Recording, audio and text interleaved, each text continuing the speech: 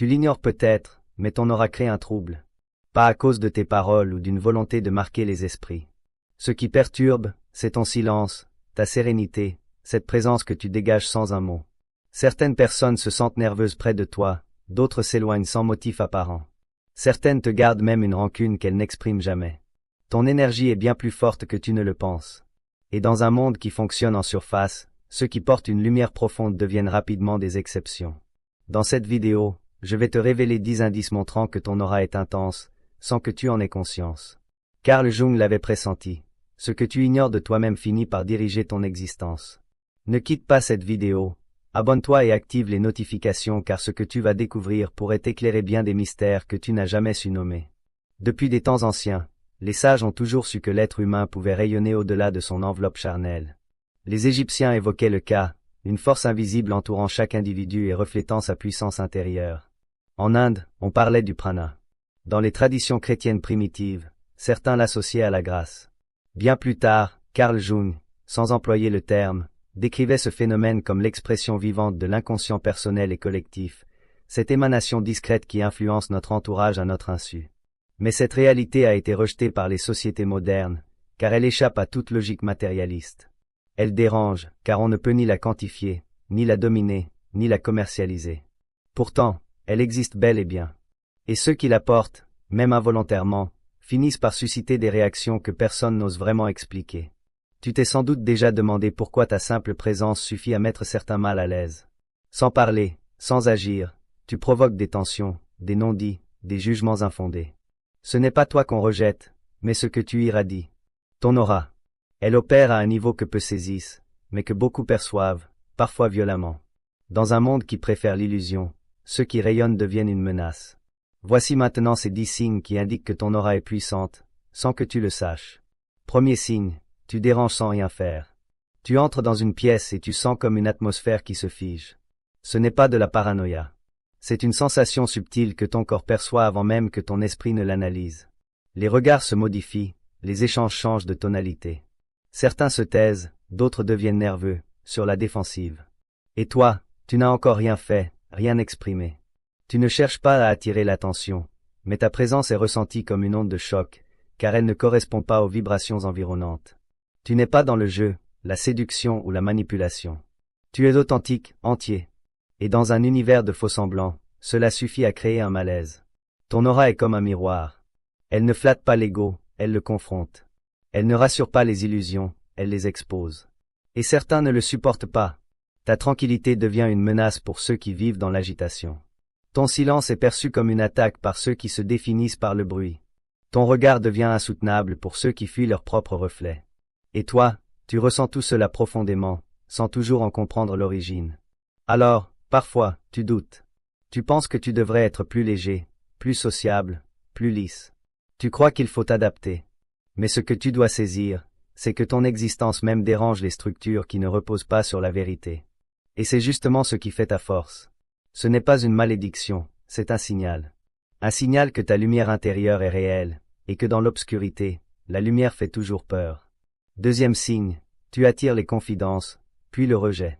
Tu ne demandes rien, tu n'incites personne à se livrer. Pourtant, encore et encore, des gens viennent vers toi pour partager ce qu'ils n'ont jamais confié à quiconque. Ils te racontent des blessures intimes, des secrets douloureux, des pensées qu'ils n'avaient jamais osé formuler. Cela te surprend souvent. Tu ne comprends pas pourquoi c'est toi qu'ils choisissent. Mais il y a dans ton énergie, dans la fréquence de ton aura, quelque chose qui apaise. Tu dégages une présence qui ne juge pas, qui n'interrompt pas, qui n'impose ni avis ni solution. Tu laisses l'autre exister dans sa vérité nue. Et cela, c'est rare. Cela fait tomber les masques. Mais voici le piège. Ce qui soulage sur le moment peut devenir insupportable ensuite. Une fois la parole libérée, une fois la vulnérabilité offerte, l'autre prend soudain conscience qu'il s'est dévoilé. Et cette nudité émotionnelle, il ne la supporte plus. Il se sent exposé, fragile, démasqué. Parfois, il te rejette sans raison évidente. Il s'éloigne, devient froid, distant, voire agressif, comme s'il devait effacer pour oublier ce qu'il a révélé de lui. Ce n'est pas que tu as mal agi. C'est que tu es devenu le témoin de quelque chose que l'autre aurait préféré cacher, même à lui-même. Et ta mémoire devient une menace, non parce que tu l'utilises, mais simplement parce qu'elle existe. Tu représentes l'instant où il s'est vu, peut-être pour la première fois, et cela, pour beaucoup, est insoutenable. Sache que cette dynamique n'est pas personnelle, elle est énergétique. Tu es un catalyseur, un passage. Et parfois, ceux qui traversent ton énergie avec confiance se retournent contre toi, car ils n'étaient pas prêts à affronter ce qu'ils ont découvert à travers toi. Ce n'est pas à toi de porter leur rejet. C'est à eux d'entreprendre le chemin vers leur propre vérité. Et s'ils ne le font pas, ce n'est pas ton échec. C'est simplement le prix de la lumière dans un monde qui préfère l'ombre. Troisième signe, tu deviens la cible de projection. Tu ne sais pas pourquoi, mais certaines personnes te prêtent des intentions que tu n'as jamais eues. Elles t'accusent à demi-mot, te soupçonnent de choses absurdes, te prêtent des émotions que tu ne ressens pas. Tu perçois comme une distorsion dans leur regard, comme si ce qu'elles voyaient en toi n'était pas ce que tu es, mais ce qu'elles fuient en elles-mêmes. Et c'est exactement cela. Ton aura, parce qu'elle est stable, parce qu'elle ne joue pas, devient un support, un écran. Elle reflète malgré elle ce que les autres refusent de reconnaître en eux. Le doute, la jalousie, la peur de l'abandon, la honte, le sentiment d'échec. Tout cela, ils le projettent sur toi. Carl Jung l'a expliqué avec une clarté saisissante. Ce que l'on ne reconnaît pas en soi, on le projette à l'extérieur. Et quand tu es lucide, aligné, transparent intérieurement, tu deviens pour eux une surface trop lisse, trop propre. Alors, leur propre désordre intérieur y devient visible, et ils t'en veulent. Pas parce que tu leur as fait du mal, mais parce qu'ils ont aperçu leur propre visage dans le tien. C'est profondément injuste, et parfois douloureux, surtout quand cela vient de personnes que tu aimes ou que tu estimes. Tu ne comprends pas leur rejet, leur froideur soudaine, leur méfiance. Tu cherches à réparer, à t'expliquer, mais tu oublies que ce n'est pas toi le problème. Tu es simplement devenu une surface de vérité. Et cette vérité, ils ne veulent pas l'assumer. Alors, ils préfèrent t'accuser, te salir, te diminuer. Non pour détruire qui tu es, mais pour effacer ce qu'ils ressentent en ta présence. Ceci n'est difficile à porter, car il te laisse souvent seul, incompris, blessé. Mais il est aussi la preuve que ton énergie touche un point sensible, un point enfoui. Et cela, c'est déjà une forme de lumière, même si elle brûle. Quatrième signe, tu ressens ce que les autres dissimulent, avant même qu'ils ne parlent. Tu sais, tu sens dans l'air une tension invisible, un malaise caché derrière les sourires, un non-dit qui flotte dans la pièce. Tu ne sais pas toujours l'expliquer, mais tu le perçois. Tu ressens les jeux de pouvoir, les contradictions, les blessures ouvertes camouflées sous des discours polissés. Ton corps réagit comme une antenne. Il capte des choses que d'autres ne remarquent pas. Une crispation dans la voix, un regard fuyant, un mot de trop, un silence trop long. Et tu comprends, sans juger, sans condamner, mais tu sais. Et cette lucidité non exprimée devient lourde à porter. Car en face de toi, il y a des gens qui jouent un rôle, qui mentent, parfois même à eux-mêmes. Et ils sentent que tu vois clair. Ils le sentent sans que tu n'aies besoin de parler. Et cette perception non verbale devient une menace pour leur construction intérieure. Tu es celui qui entend ce qui n'est pas dit, qui voit ce que personne ne regarde. Souvent, cela te met à part, car cette capacité ne se montre pas. Elle ne se contrôle pas. Elle te rend différent.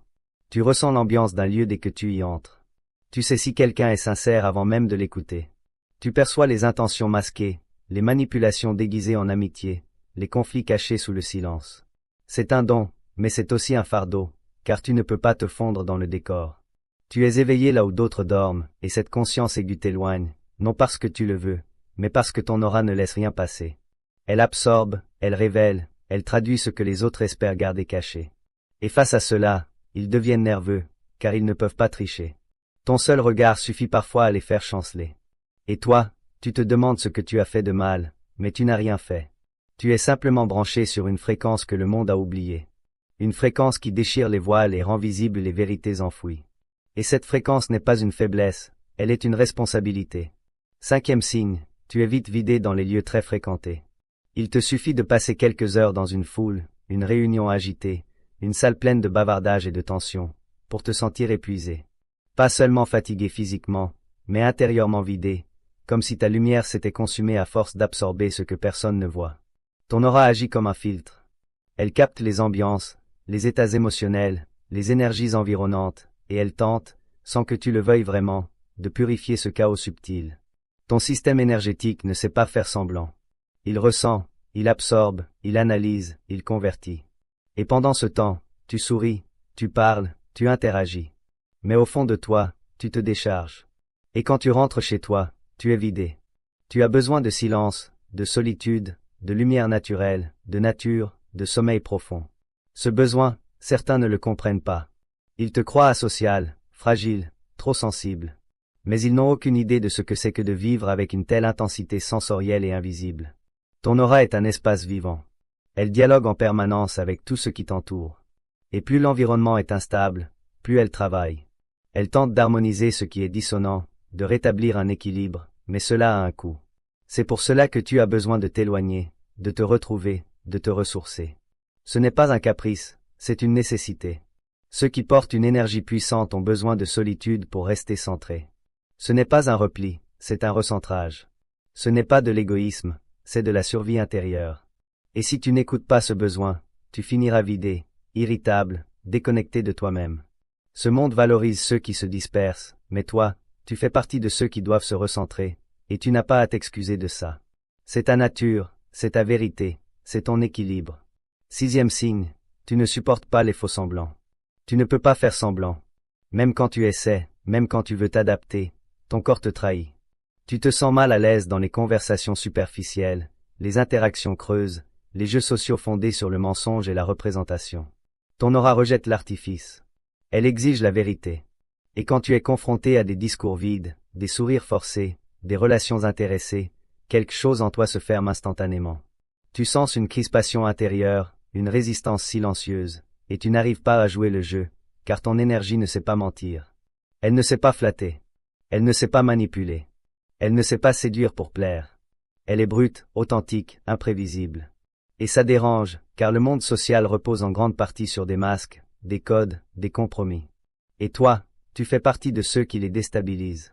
Non par provocation, mais par nature. Tu es ce que tu es, et cela suffit à mettre mal à l'aise ceux qui ne sont pas alignés avec eux-mêmes. Ton regard est trop franc, tes silences sont trop lourds, ton écoute est trop attentive. Tu vois au-delà des mots. Tu ressens ce qui est caché derrière les intentions, et cela crée un malaise diffus autour de toi. Certains t'admirent pour ta clarté, d'autres te rejettent pour la même raison. Ils te trouvent froid, dur, inaccessible. Mais ce qu'ils fuient en réalité, c'est l'exigence de vérité que tu incarnes. Tu n'as pas besoin de parler pour exposer ce qui est faux. Ta simple présence crée une pression silencieuse qui pousse à la cohérence. Et ceux qui vivent dans la dissonance ne peuvent pas rester longtemps près de toi. Ce n'est pas que tu juges, c'est que tu imposes, malgré toi, un retour à l'authenticité. Et ce retour, beaucoup ne le souhaitent pas. Ils préfèrent rester dans le confort des apparences. Mais toi, tu ne peux pas t'y conformer, car ton énergie intérieure ne tolère pas le mensonge, même déguisé en politesse. 7e signe, tu es souvent incompris. Tu t'exprimes, mais tes mots sont mal interprétés. Tu proposes une idée, et on la réduit. Tu ressens quelque chose de profond, et on te reproche d'exagérer. Il y a comme une distance invisible entre ce que tu ressens intérieurement et la manière dont les autres te perçoivent. Tu viens d'un autre endroit. Tu parles depuis une profondeur que beaucoup n'explorent jamais, et cela crée un décalage. Tu n'es pas dans la surface des choses. Tu es dans l'essence. Tu ne cherches pas à impressionner. Tu veux comprendre. Tu veux aller au fond. Tu veux toucher ce qui est vrai. Et autour de toi, le monde semble fonctionner à l'envers. Il valorise ce qui est léger, rapide, flatteur. Toi, tu viens avec du silence, de la densité, du sens. Et souvent, cela ne passe pas. Tu sens que tu déranges, que tu es trop, que tu ne rentres pas dans les cases, et on te le fait sentir.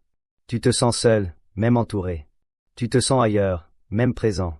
Tu expliques, tu reformules, tu t'adaptes, mais rien n'y fait. Tu es en avance sur la conversation, tu vois ce que les autres ne veulent pas encore voir, et cette lucidité crée une barrière. Tu ne le fais pas exprès, mais tu vis à une profondeur que peu de gens osent rejoindre. Alors, tu restes incompris. Pas parce que tu es compliqué, mais parce que tu parles un langage que beaucoup n'ont jamais appris. Le langage du cœur lucide, de la conscience éveillée, de l'ombre intégrée. Et ce langage ne fait pas consensus. Il isole, il rend étrange, il te place en marge. Mais il est aussi ta vérité. Tu n'as pas été fait pour briller dans la foule. Tu as été conçu pour illuminer des profondeurs que peu osent explorer. Et cette solitude, bien qu'inconfortable, est le prix d'une âme éveillée dans un monde endormi.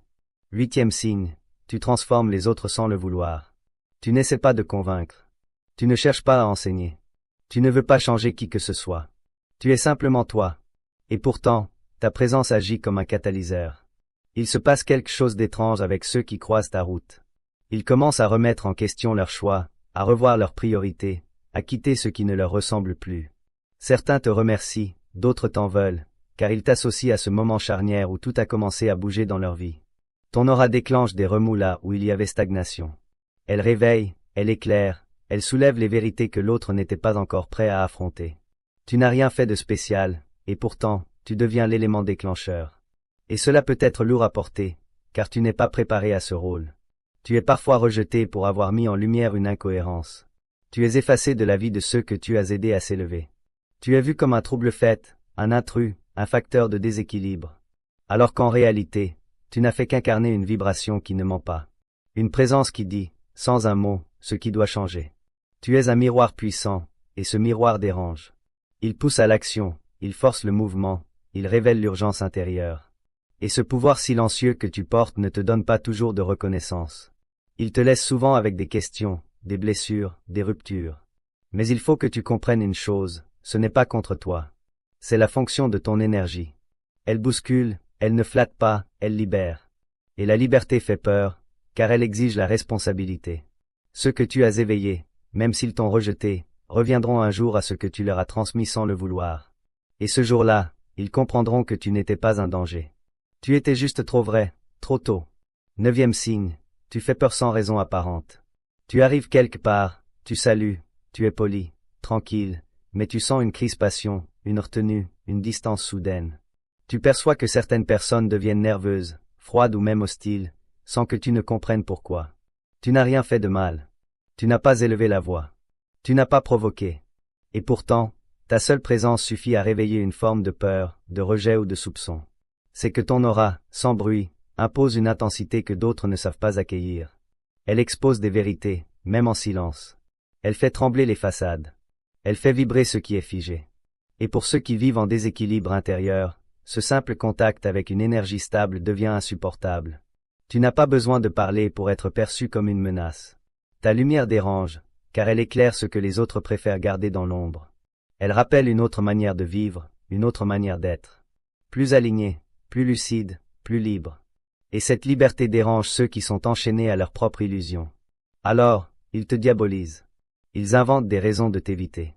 Ils se persuadent que tu es étrange, dangereux, manipulateur ou trop intense. Ils créent des barrières pour ne pas sentir ce que tu leur fais ressentir, car dans le fond, ce qu'ils craignent, ce n'est pas toi. C'est ce qu'ils deviennent à ton contact. Ils ne peuvent plus tricher. Leur masque devient trop lourd. Leur rôle s'effrite, leur défense tombe, et cela les terrorise. Tu leur fais peur sans le vouloir, car tu représentes une brèche dans leur construction mentale, une faille dans le décor, une lumière dans la mise en scène. Et cette peur est souvent irrationnelle. Elle vient de leur inconscient, elle vient de loin. Mais toi, tu l'absorbes, tu la portes, et parfois tu crois que c'est ta faute. Mais ce n'est pas ta faute. C'est la preuve que ton énergie travaille à un niveau que la conscience ordinaire ne contrôle pas, et que cette vibration, même silencieuse, agit. 10e signe, tu sais des choses que tu n'as jamais apprises. Tu n'as pas étudié certains sujets, tu n'as pas lu certains livres, tu n'as pas suivi certaines formations. Et pourtant, tu comprends, tu captes, tu ressens. Tu arrives à formuler des vérités que d'autres ne comprennent pas, même avec des années de théorie. Tu sembles deviner les mouvements intérieurs des gens, leurs peurs, leurs blocages, leurs besoins profonds. Tu poses les bonnes questions sans savoir d'où elles te viennent. Tu as des intuitions précises, des visions claires, des ressentis inexplicables. Et souvent, tu gardes tout cela pour toi, car tu sais que ce n'est pas rationnel et que cela dérange. Ton aura est connectée à quelque chose de plus grand que toi. Elle capte des données, des fréquences, des informations qui échappent à l'intellect. Carl Jung parlait de l'inconscient collectif, cette mémoire partagée entre les êtres humains où dorment des archétypes, des vérités anciennes, des sagesses oubliées. Ton énergie plonge dans cet espace, elle en remonte des éclats, des éclairs, des messages. Et toi, tu les portes. Tu ne sais pas toujours quoi en faire. Tu te sens parfois trop chargé, trop différent, trop étrange même. Tu remets en question ta propre perception. Mais cette perception est réelle. Elle est juste plus large que la norme. Elle dépasse les limites du visible. Elle est liée à une sagesse qui te traverse sans passer par le mental. Et c'est cela qui dérange, car tu sais, sans preuve, sans logique, sans structure académique. Et dans une société fondée sur la vérification, le diplôme, l'autorité extérieure, ce type de connaissance est perçu comme une menace. Alors, tu te tais, tu doutes, tu te retiens, tu préfères rester discret. Mais au fond, tu sais que ce que tu ressens est vrai. Tu sens que cette sagesse ne vient pas de toi, mais qu'elle passe par toi, et que ton aura est son véhicule. Ce n'est pas un pouvoir. Ce n'est pas une supériorité. C'est une mémoire ancienne, une lumière intérieure, une voix qui chuchote dans le silence. Et cette voix, même si elle dérange, dit juste. Tu as compris les signes, tu les as vécus, tu les as peut-être même subis. Mais ce que tu ressens, ce que tu vis dans le silence de ton être, ne s'explique pas seulement par des symptômes extérieurs. Il y a autre chose, quelque chose de plus profond, de plus ancien, de plus vaste. Il y a des lois invisibles à l'œuvre, des principes psychiques, existentiels, spirituels que peu de gens connaissent, mais que ton énergie active malgré toi. Si tu déranges, ce n'est pas seulement à cause de ce que tu fais, c'est à cause de ce que tu es. Et cette présence, cette aura, entre en conflit avec des mécanismes souterrains que la plupart des gens ignorent. Aujourd'hui, on ne va pas t'apprendre à éteindre ce que tu es. On va te montrer pourquoi tu déranges, et pourquoi ce dérangement est une preuve silencieuse que tu vis sur un autre plan. L'une des premières raisons, c'est que ta lumière confronte l'ombre. Toute personne porte en elle une part inconsciente que Jung appelait l'ombre. Ce sont les blessures non résolues, les instincts refoulés, les vérités non assumées, les émotions interdites. L'ombre est ce que l'ego ne veut pas voir. Et quand tu arrives avec ton aura claire, stable, vibrante, tu éclaires cette ombre. Tu ne le veux pas. Tu ne le cherches pas. Mais tu es cette lumière, et cette lumière devient insupportable pour ceux qui n'ont jamais regardé en eux. Elle agit comme un révélateur. Elle fait monter ce qui était enfoui. Elle fait apparaître les tensions, les mensonges, les dissonances. Et comme l'ombre déteste être vue, elle attaque, elle fuit, elle rejette. Ce que tu vis, ce n'est pas une hostilité rationnelle. C'est une réaction archaïque, primitive, défensive. L'autre se sent menacé dans sa construction. Il se sent déstabilisé, exposé, vulnérable. Et pour protéger son identité, il te rejette, il t'étiquette, il te dénigre. Ce n'est pas toi qu'il combat, c'est ce que tu réveilles en lui. Et plus tu es aligné, plus tu es lumineux, plus l'ombre en face devient agressive, car tu n'as pas accepté le mensonge, tu deviens une agression pour ceux qui en vivent. Et cela, tu dois l'intégrer. Non pour devenir arrogant, mais pour comprendre que ton aura, si elle provoque, c'est parce qu'elle est claire. La deuxième loi invisible, c'est le conflit entre authenticité et conformité. Ton aura ne joue pas, elle ne triche pas, elle ne fait pas semblant. Et dans une société fondée sur le masque, cette transparence est un affront. Le monde social fonctionne grâce à des compromis, des rôles, des postures, des mensonges polis, des hiérarchies absurdes. Et toi, tu arrives avec une vibration qui refuse tout cela. Tu n'entres pas dans les cases, tu ne suis pas les codes, tu ne te plies pas aux conventions, non par rébellion, mais parce que ton énergie ne sait pas faire autrement. Tu es authentique. Et cette authenticité agit comme un poison dans un système basé sur la conformité. Elle dérange, car elle met à nu. Elle expose ce que les autres tentent de camoufler depuis toujours. Tu ne dis rien, mais ta manière d'être souligne l'artifice ambiant, et cela crée un rejet. Car ceux qui ont tout construit sur l'image ne supportent pas de croiser quelqu'un qui incarne l'être. Tu ne t'habilles pas comme il faut, tu ne parles pas comme il faut, tu ne fais pas semblant comme il faut, et cela suffit à déclencher des réactions disproportionnées. Tu deviens l'anomalie, l'élément instable, celui dont la seule présence perturbe l'ordre établi. Mais cet ordre n'est qu'un décor. Et toi, tu rappelles qu'il y a autre chose. Tu es une faille dans la mise en scène, une brèche dans le système. Et cela fait peur, car ta vérité met leur mensonge en danger. La troisième loi, c'est que l'ego ne supporte pas ce qui le dépasse. L'ego veut comprendre. L'ego veut contrôler. L'ego veut classer. Mais ton énergie ne rentre dans aucune catégorie. Elle est fluide, multiple, sauvage, intuitive. Elle dépasse la logique, et cela met l'autre en état d'alerte. Il ne peut pas te saisir, il ne peut pas te dominer, il ne peut pas t'enfermer dans un rôle.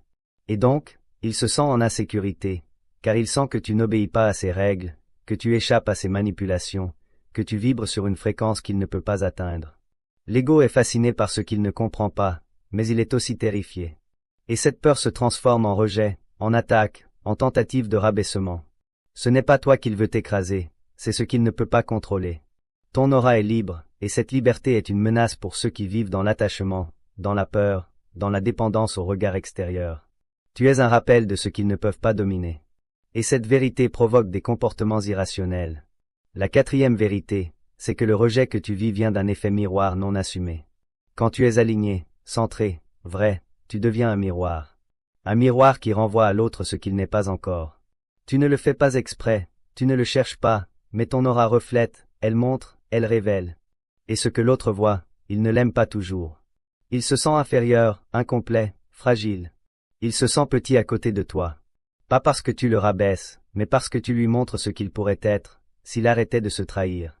Tu es trop calme, il est en désordre. Tu es trop lucide, il est confus. Tu es trop libre, il est prisonnier. Et au lieu de se remettre en question, il préfère t'attaquer. Il préfère te projeter son insécurité. Tu deviens l'ennemi symbolique de ce qu'il ne veut pas devenir. Et ce rejet, ce mépris, ce jugement n'est qu'une forme de peur.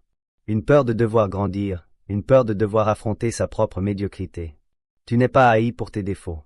Tu es haï pour ta lumière, car elle expose l'obscurité non assumée, et cela, peu sont prêts à l'accepter. La 5e loi invisible, c'est que tu ne déranges pas seulement les individus. Tu déranges l'inconscient collectif. Tu entres en conflit avec une mémoire invisible, ancienne, lourde. L'humanité porte en elle des couches de traumatisme, de schémas de contrôle, de blessures répétées. Et ton aura, quand elle est trop pure, trop intense, vient heurter cette mémoire. Elle réveille, elle brise des chaînes, elle fait remonter des douleurs enfouies. Tu représentes ce que les générations précédentes ont tenté de taire, ce que les structures ont voulu effacer. Tu es un rappel de ce qui a été persécuté, la liberté intérieure, la souveraineté, la clairvoyance. Tu n'es pas dangereux, mais tu es perçu comme tel, car tu réactives, par ta seule existence, des mémoires collectives de rejet, d'exclusion, de violence. Certains te haïssent dès qu'ils te voient, mais ce n'est pas toi qu'ils voient, c'est ce que tu représentes dans leur mémoire émotionnelle. Tu es le souvenir vivant de ce qui ne peut plus être refoulé. La 6e et dernière vérité, c'est que ton énergie interroge le sens même de l'existence. Tu ne parles pas forcément de spiritualité, tu ne fais pas de discours. Mais ta vibration, ton regard, ta posture oblige l'autre à se demander « Pourquoi je vis ? Pourquoi je continue ce travail que je déteste ? Pourquoi je reste dans cette relation vide ? Pourquoi je me suis perdu ?» Ta présence réveille des questions existentielles, et ces questions sont dangereuses pour ceux qui veulent rester endormis. Tu n'as rien dit, et pourtant, l'autre sent un vertige, une faille, un vide. Et il te rejette. Pas parce que tu es toxique, mais parce que tu es trop vivant. Parce que tu rappelles que l'âme existe, que le mensonge a un prix, que la vérité finit toujours par frapper à la porte. Et cette simple présence suffit à bouleverser des équilibres construits sur le déni. Ce que tu vis n'est donc pas une anomalie, c'est une conséquence. Tu portes une énergie rare, une fréquence stable dans un monde instable. Et cette stabilité intérieure, cette densité silencieuse, crée des remous. Tu n'as pas besoin de te justifier, tu n'as pas besoin de te défendre. Tu dois comprendre et transformer. Car maintenant, ce qui t'est demandé, ce n'est plus de fuir cette lumière, c'est de l'assumer. Tu sais maintenant ce que ton aura provoque. Tu as vu les signes, tu as compris les lois invisibles. Tu n'es pas fou. Tu n'es pas trop. Tu n'es pas instable. Tu es éveillé. Et c'est précisément cela qui t'a exposé. Maintenant, il faut aller plus loin. Car comprendre ne suffit pas. Ce que tu vis, tu dois l'habiter. Tu dois le comprendre de l'intérieur, le canaliser, le transformer. Ce n'est pas à toi de te tordre pour que les autres se sentent à l'aise. C'est à toi d'habiter pleinement ce que tu portes, pour en faire une force, une puissance paisible, une conscience rayonnante. Voici comment. La première chose que tu dois comprendre, c'est que tu n'as pas à te justifier d'être ce que tu es. C'est fini. Tu n'as plus à expliquer ton calme, ton regard, ta façon d'être. Tu n'as pas à te suradapter ni à te rabaisser. Tu n'es pas responsable de ce que les autres ressentent en ta présence, leur malaise, leur rejet, leur agacement. Ce n'est pas à toi d'en porter le poids. Tu ne peux pas te rendre plus petit pour qu'ils se sentent plus grands. Tu ne peux pas éteindre ta lumière pour qu'ils se sentent moins dans l'ombre. Tu dois apprendre à laisser les autres avec leurs projections et rester centré. Aligne-toi avec ce que tu sais de toi. Ne cherche plus la validation. N'attends plus qu'on te comprenne. Vise la cohérence intérieure, pas l'approbation extérieure. Ta paix vient de là. Ensuite, tu dois faire de ta sensibilité une intelligence. Ton aura capte tout. Elle ressent ce que les autres taisent. Elle devine ce qui se trame sous la surface. Et parfois, cela t'épuise. Mais si tu ne sais pas canaliser cette énergie, elle te consume. Il faut que tu comprennes que tu es un capteur à haute fréquence, et qu'à ce niveau de perception, le monde devient bruyant, chaotique, chargé. Tu dois donc créer des rituels de déchargement, des espaces de purification. Ce n'est pas un luxe, c'est vital. Prends du temps seul, sans culpabiliser. Coupe les stimulations. Marche dans la nature. Respire profondément, lentement, longuement. Reconnecte-toi au silence. Et surtout, écoute ton corps. S'il te dit stop, arrête. S'il te dit de partir, pars. Tu n'as pas besoin d'une raison logique pour te préserver. Ta sensibilité est une boussole. Elle sait avant ton mental. Honore-la. Tu dois aussi comprendre que tu ne peux pas vivre comme tout le monde. Tu n'as pas été conçu pour les rythmes artificiels, les relations creuses, les environnements pollués. Et ce n'est pas de l'élitisme, c'est de l'honnêteté. Ton système énergétique a besoin de clarté, d'harmonie, de lenteur. Tu ne peux pas te forcer à fonctionner dans des cadres qui t'asphyxient. Ce n'est pas une faiblesse, c'est un appel à créer ton propre espace. Choisis avec soin ce que tu regardes, ce que tu écoutes, avec qui tu échanges. Tu ne peux plus te permettre de te nourrir de ce qui t'empoisonne. Et si tu sens que certaines personnes te vident, éloigne-toi, même si tu les aimes, même si tu culpabilises, même si elles ne comprennent pas. Ce n'est pas à toi de porter leur résistance. Tu dois faire le tri, non par rejet, mais par fidélité à toi-même. Ton chemin ne sera jamais grand public. Tu n'as pas été appelé pour marcher là où tout le monde passe. Ton énergie est celle d'un éclaireur, d'un révélateur, d'un être qui dérange parce qu'il réveille. Et cela implique la solitude, pas l'isolement. La solitude, la vraie, celle qui te permet de t'écouter, de te comprendre, de te reconstruire de l'intérieur.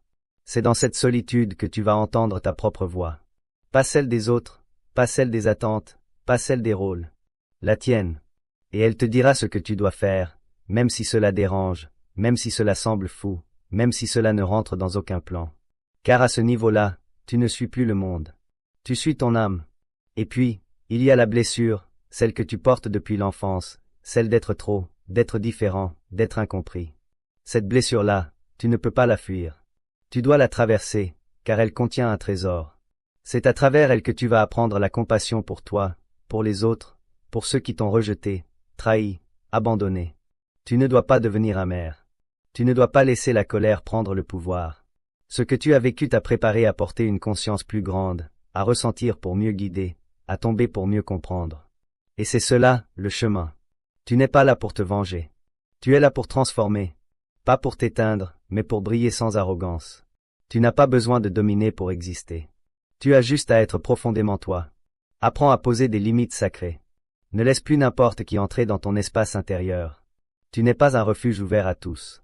Tu n'es pas un hôpital émotionnel. Tu es un sanctuaire, et ce sanctuaire doit être protégé.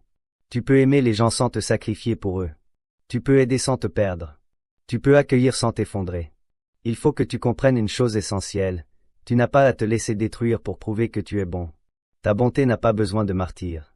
Elle a besoin d'ancrage, de solidité, de vérité. Tu ne peux pas guérir les autres si tu saignes. Tu ne peux pas élever les autres si tu t'effondres. Alors, protège-toi. Pose des limites et tiens-les. Même si cela déplaît, même si cela choque, même si cela déçoit. Reconnecte-toi à ton intuition. Elle ne te parle pas fort, elle ne crie pas, elle murmure. Mais elle sait. Elle te dit ce que tu dois fuir, ce que tu dois embrasser, ce que tu dois attendre, ce que tu dois quitter. Et chaque fois que tu l'as suivie, elle t'a conduit vers plus de clarté. Chaque fois que tu l'as ignorée, tu t'es perdu. Ton intuition est ton autorité intérieure. Elle vaut plus que n'importe quelle opinion, n'importe quel conseil, n'importe quelle pression. Honore-la. Donne-lui de l'espace, donne-lui de l'importance, car c'est elle qui va te guider vers ta véritable place. Et surtout, ne cherche pas à être compris. Tu seras toujours trop pour certains, trop profond, trop sensible, trop lucide, trop libre, trop silencieux, trop intense. Et ce trop, tu l'as peut-être vécu comme une faute. Mais ce n'est pas une faute, c'est ta mission. Tu n'es pas venu ici pour rassurer.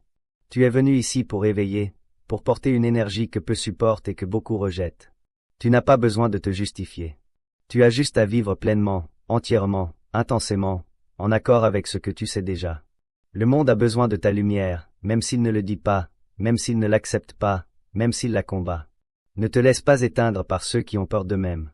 Ne laisse pas leur projection devenir ta vérité. Ne laisse pas leur regard définir ton essence. Tu es plus que leurs opinions. Tu es plus que leur jugement. Tu es plus que leur inconscience. Tu es une présence, une vibration, une conscience. Et tu es venu pour la vivre. Tu n'as pas choisi ton aura. Elle s'est forgée lentement, à travers ce que tu as traversé sans témoin, sans explication. Elle s'est construite dans les nuits où tu n'avais que ton silence comme refuge. Elle est née de tes douleurs les plus profondes, de ton refus de trahir qui tu étais, même quand cela te coupait des autres. Tu as longtemps cru que c'était une faiblesse. Tu t'es même excusé d'être trop, trop sensible, trop intense, trop profond, trop lucide. Tu as essayé de te fondre dans la masse, d'atténuer ta lumière, de t'ignorer toi-même pour qu'on t'accepte enfin. Mais rien n'y a fait, car ce que tu es ne se camoufle pas. Ce que tu dégages ne se contrôle pas. Et aujourd'hui, tu le sais, ce n'était pas toi le problème. C'était ce que tu réveillais, ce que tu révélais sans le vouloir. Ce que ton énergie imposait sans parole. Alors, ne te renie plus. N'étouffe plus ce que tu ressens. N'éteins plus ce que tu vibres. Car tout ce que tu croyais être un poids est en réalité ton rôle.